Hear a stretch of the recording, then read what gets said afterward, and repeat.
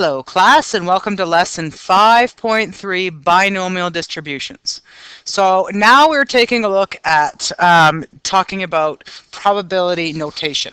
Okay, because we've been taking a look at defining our random variable, we now know what that is. That's your capital X. Okay, we can now use it in our probability notation.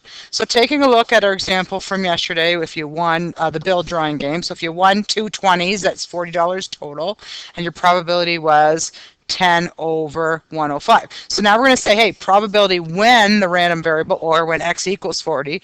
So that's what we're going to take a look at. That's probability notation right here. Equals your fraction, which is 10 over 105, which always we place in lowest terms, or a decimal for probability, or a percent. But normally it's a decimal or a percent. Sorry, a decimal or a fraction. All right, so you try it now. So take a look at this example here and try to answer these using probability notation. Okay, so write the given probability distribution in probability notation. So so we're going to say, what's the probability when x equals 5? Well, hey, that equals 0.4. What's the probability when x equals 8? Okay, well, that equals 0.4 as well. And then the last one, what's the probability when x equals 9? That equals 0.2. All right. Next one, getting a little harder. What's the probability when x is greater than 6? So probability of x is greater than 6. Oopsie. Let me try to do notation here, and I'm messing it up, so let's start that one again. So probability when x is greater than 6 equals, well, hey, 6 falls here in the line. So if it's greater than, it's going to be the probability of when x equals 8, and add the probability of when x equals 9. Okay, so we're going to add that in. So 0.4 plus 0.2, so 0.6, 60% chance. All right, and now let's figure out the expected value. This is our lesson from last day. So expected value, well, it's going to be 5 times 0.4 plus 8 times 0.4 plus 9 times 0.2. Plug it in and use your calculator and you'll get a number 7. So therefore the expected outcome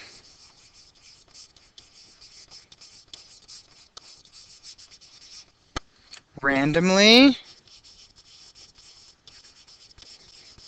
will be 7.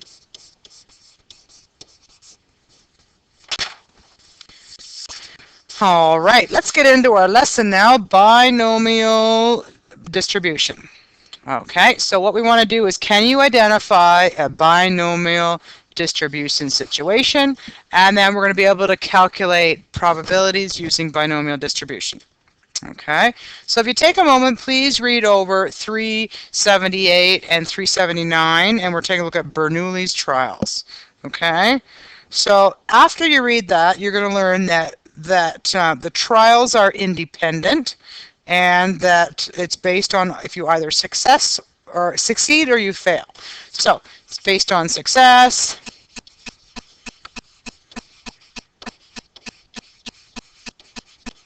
or fail. Okay, and because there's two possible outcomes,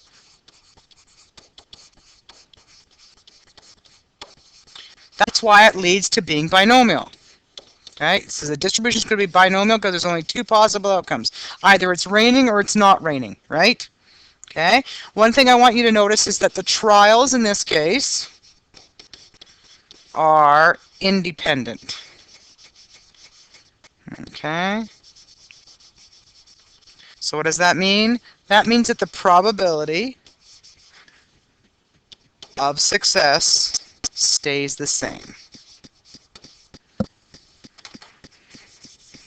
Fix that. There we go.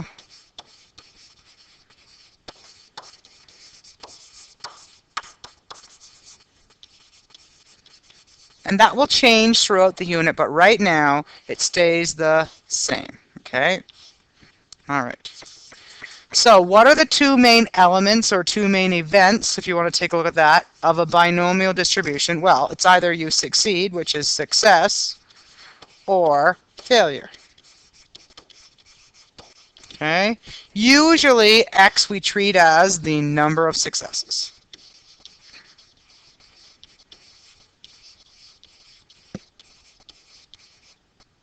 Okay? All right. Let's try an example, see how we do with this. Okay. So a single die is rolled 4 times. Okay. Determine a probability distribution of the number of 6s rolled. Okay. So what do we want to know is that our X, or our random variable, is the number of 6s. Okay. So the number of 6s can go down in here. So we can either have no 6s rolled, 1, 2, 3, or 4, right? Because there's only 4 rolls. Okay. All right. Now success is roll a 6, which means a fail is if you roll a 1, 2, 3, 4, or 5. Okay, so if you roll a 6, what's the probability of getting a 6? Is 1/6. Okay, now if we don't succeed or we fail, which is probability of 1 to 5, okay, that's going to be 5/6. Okay. Now this is going to be a little crazy to begin with, so please have some patience with me. But once you look at the formula and take a look at the patterning, it's not so bad. Okay, so don't want to overwhelm you. You do need a lot of space here to do your individual probabilities. All right. So if we take a look at having 0 6s, okay, so that means out of 4 trials, I choose none of them. I get no 6s.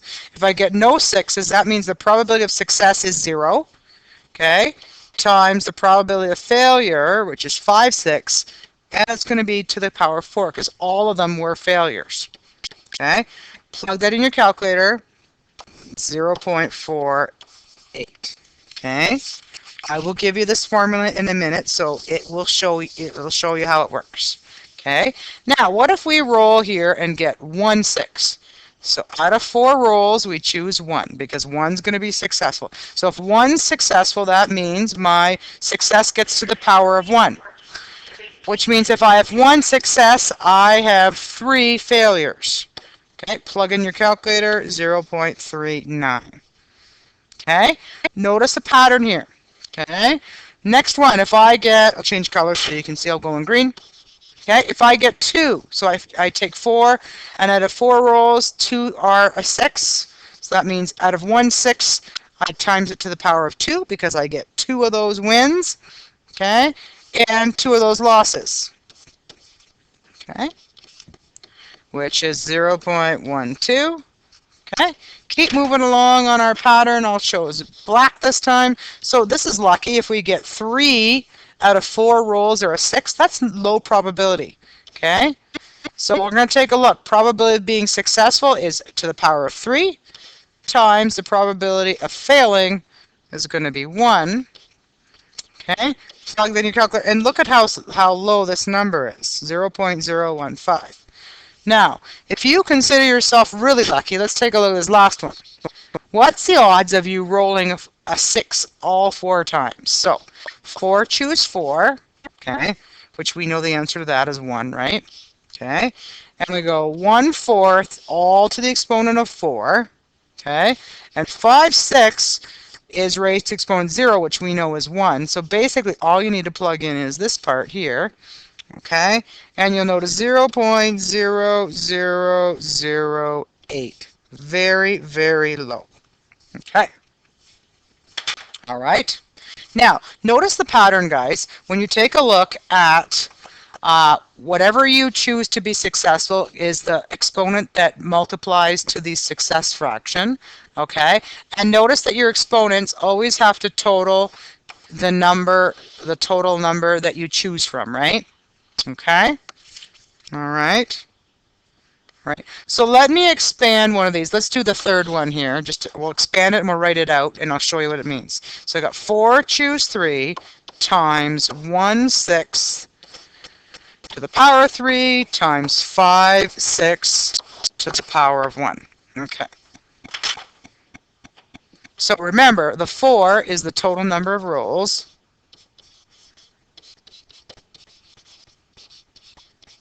Okay. The 3 is I got 3 6s, right?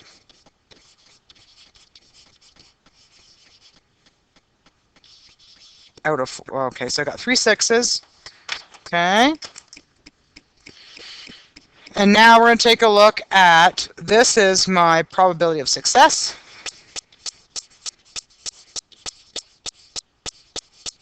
Okay. And my exponent is the number of successes. Okay. Times the 5/6, it represents the probability of failure. Okay. And the exponent represents the number of failures. Okay, so again, this is binomial because it's either a win or a lose, or a success or a fail. Okay, now let me introduce this formula to you so you know that what you don't need to memorize. Okay, here we go. So here's the pattern that leads to the general formula. Okay, so you've got the probability of a certain outcome is n, where n is the number of trials. Just like the last example, we rolled 4 times. Okay, where lowercase x is the number of successes. So number of successes, which in this case was rolling a 6.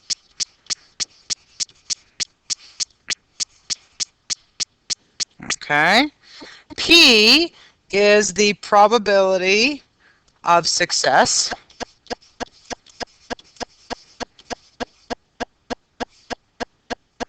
Oh boy. Okay, whereas Q is the probability of failure. Okay, you'll notice that the n repeats twice, the x repeats twice. Okay, all right. So binomial distribution has fail versus success, 2 possible outcomes.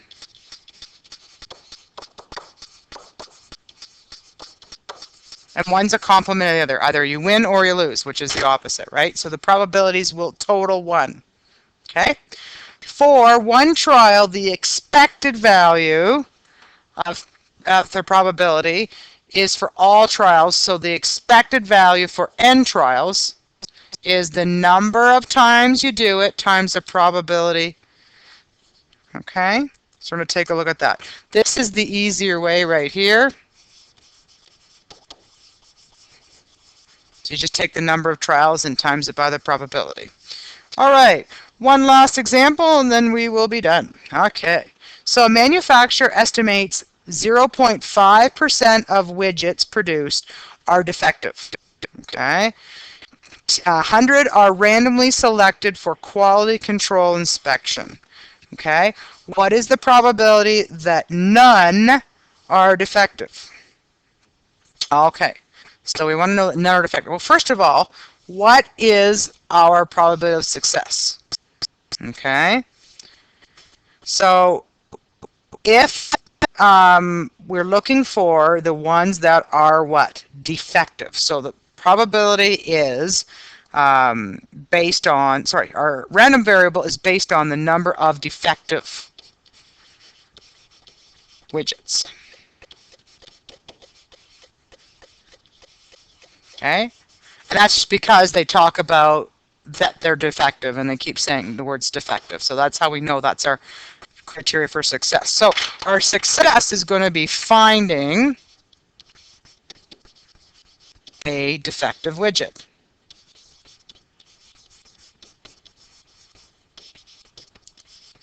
Okay, and how are we going to find that?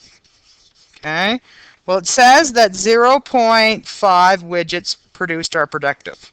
So P, because probability of success is P, okay, equals 0.5%. Remember, when we got a percent, you always change it to a decimal. So 0.005.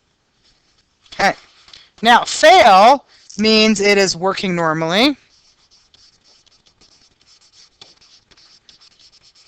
which you hope is the case. So you want most to be working normally.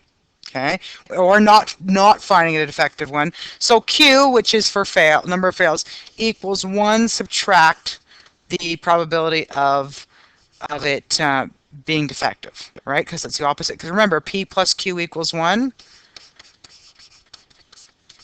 Okay, that's just the sum of the probabilities, right? Okay, so let's do this. So it's going to be 1 subtract 0.005. So Q equals 0.995. What does that mean? You have a 99.5 chance of having a normal widget. Okay? That's not too bad. Okay, so what is the probability that none are defective? So none is a value of 0. So what's the probability where x equals 0? Okay, so to sub that in, using the formula above, n is the number of trials, so that's 100. We're going to choose 0, right, because that's our x. Okay, our probability of success is 0.005, and the number of successes is 0 times the number of fails, 0.995, which is all 100 of them are going to be successful. I mean, a successful fail. All right, plug that in your calculator, ladies and gentlemen, and you should get 0.61. So what does that mean? Therefore, there's a 61% chance of getting a perfect batch. And a perfect batch, you know, when you're doing your quality assurance, means there's no defects. Okay? All right, question B, how many would we expect to find to be defective? So don't forget, when we see the word expect, you're going to use the expectation formula. Okay, and that equals n times p. So in the number of trials is 100 times the probability of success, which is a defective one. Okay, plug in your calculator and you get 0.5. Okay, so therefore, out of a sample of 100 widgets, we would expect